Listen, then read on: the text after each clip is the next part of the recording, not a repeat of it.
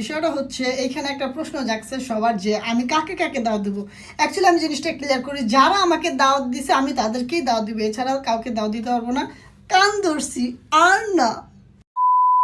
বন্ধুরা, এবার লাইভে এসে মেহেদী হাসান ঘোষণা দিলেন রাকিব হোসাইনকে বিয়েতে দাওয়াত দিবে কি দিবে না, আর যদি দাওয়াতও দেয় তাহলে ঋতু হোসাইন এই বিয়েতে আসবে কিনা, এবং মেহেদী হাসানের বিয়েই বা কবে, এই সব কিছু জানতে পারবেন আজকের এই ভিডিওতে। আজকের এই ভিডিওটি অনেক বেশি ইন্টারেস্টিং, সুতরাং ভিডিওটি না টেনে শেষ পর্যন্ত দেখুন।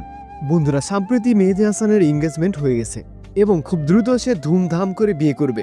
এই বিয়েতে মেহেদী হাসান অনেককেই দাওয়াত করেছেন, তবে সবার মনের প্রশ্ন এই বিয়েতে রাকিব হোসাইন থাকবে কিনা আর ঋতু হোসাইনই বা আসবে কিনা। বন্ধুরা, রাকিব হোসাইনের সঙ্গে মেহেদী হাসানের একটা সময় খুব ভালো বন্ধুত্ব ছিল, তবে মাঝখানে বন্ধুত্ব নষ্ট হয়ে যায়, দুইজনের শত্রু হয়ে যায়।